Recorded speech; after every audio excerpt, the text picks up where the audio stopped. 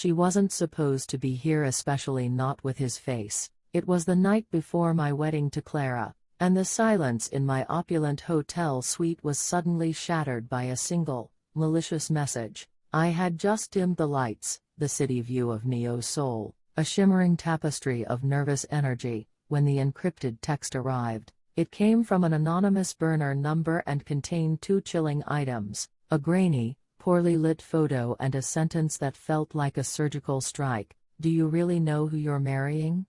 The woman in the photo was undeniably Clara, younger, standing outside a weathered building in a forgotten part of the city, but the name handwritten on a small sign above her head was Ji-yeon Han, a complete stranger. My heart didn't just pound, it seized. This was impossible. Clara Han was a highly respected international consultant, a woman with a clear, successful trajectory. She was an orphan, raised briefly by an aunt, self-made and fiercely independent. We had been together for 2 years, and I thought I knew every contour of her soul. Yet, here was evidence suggesting her entire history was fabricated. I zoomed in, the screen light harsh on my panicked face. The quality was terrible, but the features, the slight curve of her smile, the distinct mole were hers. Ji-yeon Han. I tried to dismiss it instantly. A cruel prank, a jealous enemy, but the specificity of the message, the surgical targeting,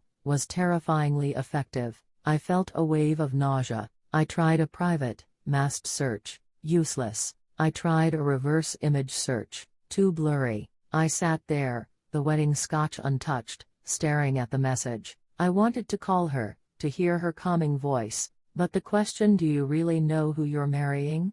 was a paralyzing poison. If this was a lie, a manufactured identity, a direct confrontation would only arm her. I had to know the truth before I stood at that altar. The life we were supposed to build now felt like a magnificent house, balanced precariously on shifting sand. That night, everything changed. The next few hours were a descent into frantic paranoia. I woke up an old university friend, a cyber forensic expert, sending him the screenshot and the original photo, under the vague pretense of a high-stakes corporate espionage case. I told him I needed everything on Ji-yeon Han, any connection to the photo's location, and a facial recognition match. I paced the marble floor, replaying every moment of our relationship, searching for the cracks, her slight, instinctive flinches, the way she always paid cash for expensive items, her complete lack of a childhood digital footprint.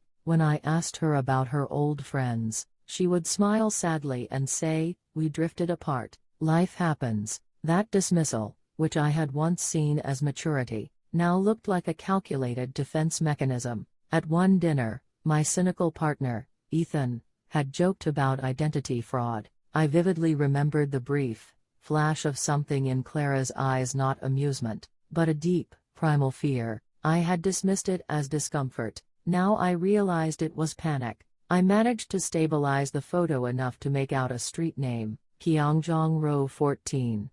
A forgotten, gritty district known for its cash businesses and poverty. The absolute antithesis of the sophisticated Clara Han I knew. Coming from poverty is not a crime, but the new name, the clean slate. Why the total denial of her past?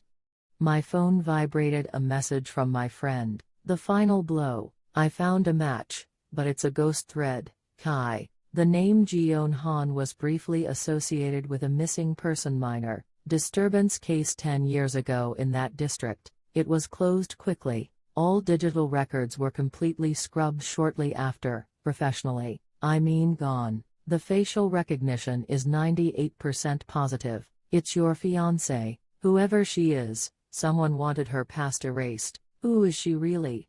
The message slammed into me. Records weren't just hidden, they were meticulously scrubbed. This wasn't a simple mistake. This was a deep, complex deception. The sun was beginning to rise over Neo's soul, the sky turning a mocking shade of hopeful gold. The morning of my wedding, instead of joy, I was consumed by a chilling sense of profound betrayal. I couldn't marry a lie, but I couldn't just walk away. I had to face her, demand the truth, and look into the eyes of the woman who held my heart and had simultaneously shattered my reality. I grabbed my jacket and rushed out of the suite. The cold knot in my stomach tightened into a painful certainty. I arrived at her friend's high-rise apartment, where the wedding prep team was already bustling. I bypassed the main entrance, pulling rank with security under the guise of an urgent family matter. I waited in a private lounge, my nerves raw, until I heard the light click of her heels.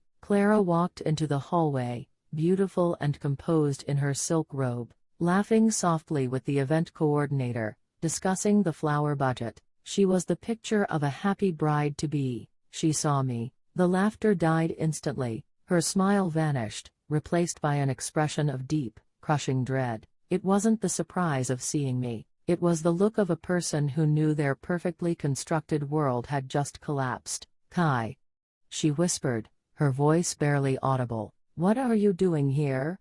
You shouldn't see me." I quickly excused the coordinator, my voice flat. We were alone in the silence. I took a step toward her. I didn't yell, I didn't plead, I just delivered the shattering word. Ji-yeon Han. Clara flinched, physically recoiling as if struck. She didn't deny it, she just closed her eyes, and a single tear escaped, tracing a path down her cheek. The silence stretched, heavy and agonizing. How did you find that name?"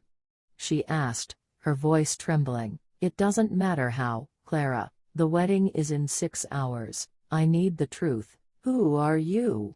Why the lie? Why the name change? Was every moment, every memory, a lie?"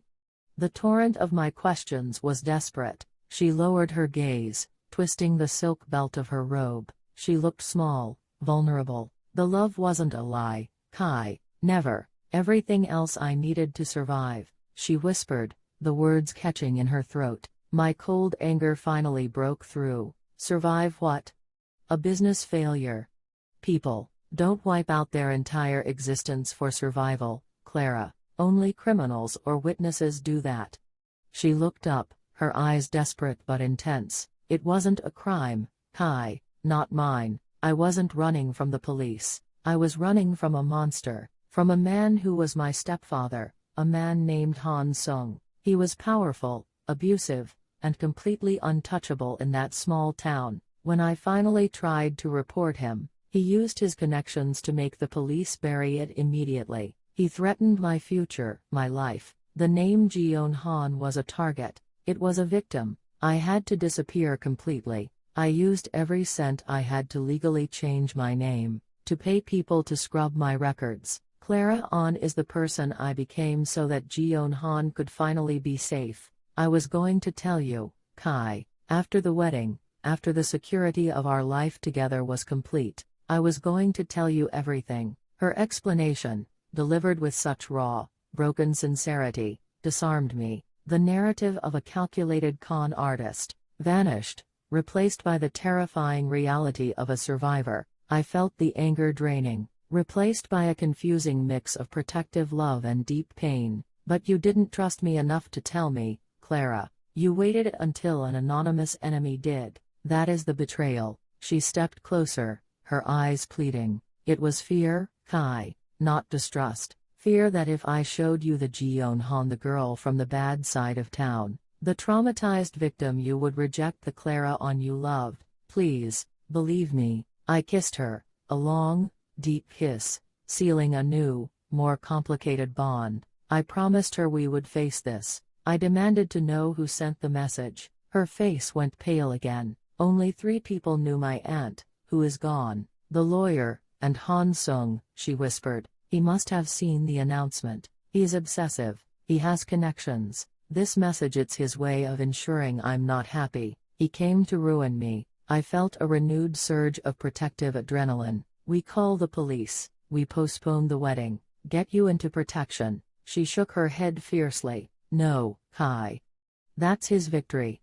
He wants chaos and scandal. Clara An is getting married today. We need to go through with the ceremony, and leave the country immediately afterwards, as planned. We just need to be fast." I respected her resolve. The wedding was back on, but it was now a tactical operation. I left her, found my head of security, Marco, and gave him the description and the name Han Sung. I need a full, discreet scan of the perimeter and the guests, Marco. If this man is anywhere near the ceremony, I need to know immediately. He's a threat, but Clara must not know he's here." Marco nodded, his face serious. "Understood, Mr. Park. High threat observation. I'll deploy the secondary team. We'll cover the approach." I walked into the massive, echoing hall, already filling with guests. The flowers, the music, the lights, it was all a perfect, beautiful facade over a desperate tension.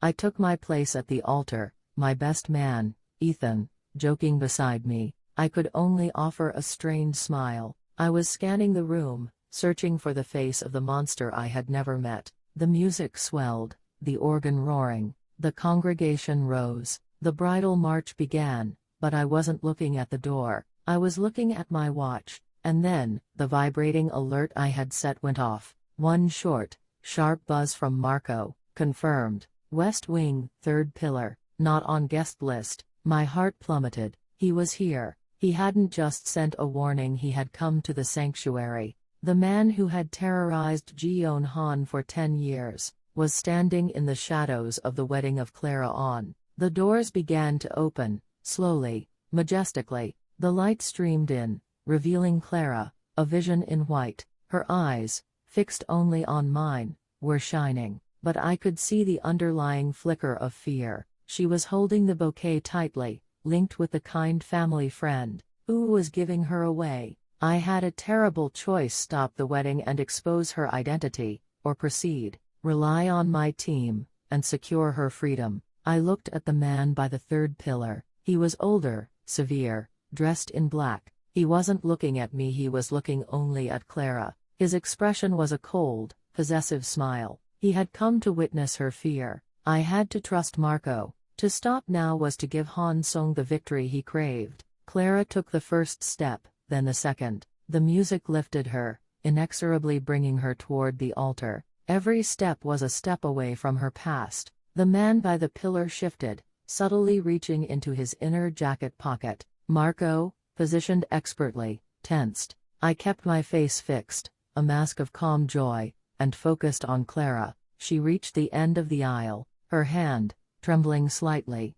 was placed in mine. Her skin was cool. "I'm here," I mouthed to her, a silent promise. The officiant began to speak, the ancient, sacred words, a shield against the darkness. I squeezed her hand once, a small, fierce moment of shared courage. I glanced toward the pillar and saw Marco's subtle, trained nod. The man was gone, removed, contained. I looked into Clara's eyes. The love I felt for her was now absolute, forged in this terrifying morning. She was beautiful, strong, and mine. I would protect her. The officiant reached the crucial question: "Do you, Kai Park, take this woman, Clara On, to be your lawfully wedded wife?"